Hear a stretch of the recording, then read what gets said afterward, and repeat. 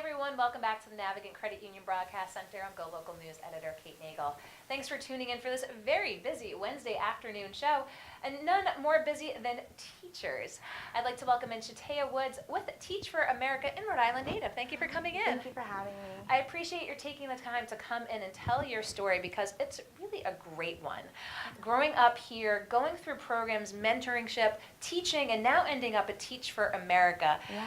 So let's go back to the beginning. You're a St. Andrews alum, but back in high school, you started to get some exposure to maybe education is something I might want to pursue for a career. So tell us a little bit about that. Yeah, I will. So I went to charter school for elementary and middle school. I went to Paul Covey.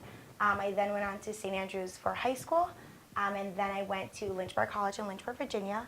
And it was throughout my experience, mainly in college, but I did dip into it a little bit in high school. But it was in college when I realized just how passionate I was about the youth in this country, and especially in my city, and just making a difference in their lives. And I thought that difference started with their education. So that's how I started. And you participated in a breakthrough program. Tell us a little bit about that. Yeah, so it was actually called Summer Bridge when I was there.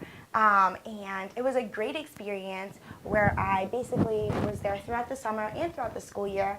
And I was doing work for the next school year. So throughout the summer, for 6th grade, I was doing work for 7th grade. So you kept getting ahead. Yeah, I was getting ahead. And I think I've always had a love for education and a love for learning.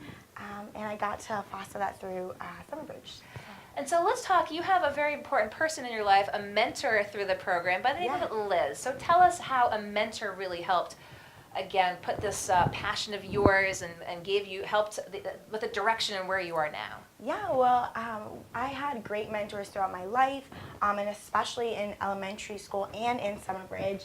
And, you know, I had mentors like Liz and my 1st grade teacher, and they all helped me. They helped lead the way and showed me what it was to be a leader and what it was to voice your opinion and to be a voice for children. And it's so great that I now have the opportunity to be that voice for my kids. And let's talk a little bit about your path since college. You're with Teach for America now, but you had quite a bit of teaching experience under your belt already. Yeah. So tell us about after college. Yeah, so I majored in elementary education, so I had some experience in college. I then worked for Uncommon Schools as a summer teaching fellow for a summer, that was when I really realized that there were a lot of inequities in this country, especially for Black and brown children. And it was at that moment that I realized I didn't just want to teach, but I especially wanted to teach in neighborhoods where kids were not getting the education that they so rightfully deserve. And so let's talk a little bit about that. Did you knew you were always going to come back to Rhode Island? I didn't. I actually planned to go back to New Jersey to teach for Uncommon Schools, but right before graduation I decided that I wanted to come home. You know, this is where I'm from. This is where I think I want to make my first impact, if that makes sense. Absolutely. So I think I wanted to start here, and then if life takes me somewhere else, I'll go where it's meant to be. But. So let's talk about that first charter school teaching experience here and what folks, tell us a little bit about that. Yeah, so right now I'm working on Achievement First, and I'm so proud to say that. I love AF. My kids are amazing. The families are amazing. And I just am so proud of the work that we do, but our kids work so hard every single day, and we keep the bar really high, and it's to show them that no matter where you come from, no matter what you look like, you can do anything, and it just feels so good to be able to do that. And talk with us a little bit about the Teach for America program in itself. We've had folks on here before, but just explain sort of how the Teach for America core members fit into the fabric of the school and how rigorous it is to take part in this program. Yeah, well, it is. I mean, it's definitely a lot of work. You know, you give up a summer to go to Philadelphia, and then you teach in an urban setting, so a school in an urban setting. And so it is a lot of work, but it's so rewarding, and we're all so passionate about the work that we do in making sure that each child in this country gets and the education that they deserve. So I think yes, it is a lot of work, and yes, it's hard, but it's very rewarding and we're all very passionate about it. And it really is a community and a family because you go through the program now, but you're part of this huge alumni network that I'm sure you can really tap into when, as you said, you really want to start making your impact here, but as you think maybe about next steps that you can get that advice, get those, again, key networking to say, maybe I'll go someplace else. So might you take off, or is it a wait and see type of thing? I definitely think it's a wait and see type of thing. I'm really happy right now with IF. I'm really happy with what I'm doing with TFA, Teach for America.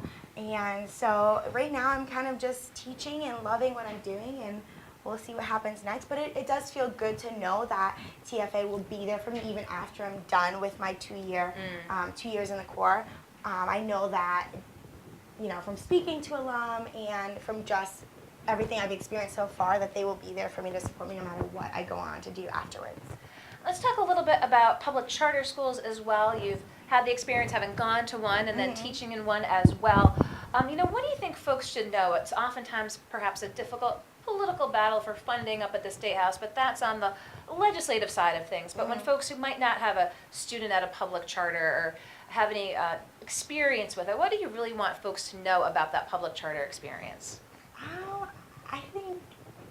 I guess there's a lot I could say. I think the biggest thing is that we're just on this mission to make sure that all children, especially Black and brown children, are getting the education that they deserve. And so I think that at the end of the day, like most teachers, we all have the same goal, which is to make sure that all children get the education that they deserve.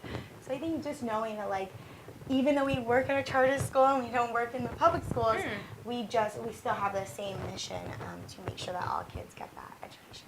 And what are the biggest challenges facing your students in the classroom, out of the classroom? Every day you go, energized to help them learn, but again, folks who might not have kids in school right now, it's a tough world out there. Yeah, it's really tough. I don't know. I don't want to get too political, but I think it's really tough. We live in a world right now, especially in our country. There's a lot going on.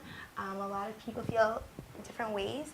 And so I think our kids are facing different things at home. We do have a lot of kids whose families are not from this country. So they're definitely dealing with things that, I think I didn't deal with growing up. And a lot of Rhode Islanders probably didn't deal with. But they are very strong people, and they're coming to school every day willing to learn and wanting to just be the best versions of themselves. And I think that that's all I could ask for as a teacher. So I'm really proud of them. Well, I appreciate your coming in to tell your story again, being that Rhode Island native, your educational experience, people who have been key in your education, from teachers to mentors, and then the path that's led you to Teach for America. Anything else you want to share with viewers while you're in here? I lured you out. I'm sure you've got things to grade. You've got lessons plans to do. I do have some lessons prepping to do. No, well, thank you for having me. Well, we appreciate your taking the time to come in. Again, most folks do know that Teach for America Corps members are here throughout Rhode Island, but glad we could bring you in to tell your story and tell you a little bit more about Teach for America. So Shataya Woods, thank you so much. I appreciate it. Don't go anywhere. We're going to be right back here in the Navigant Credit Union Broadcast Center.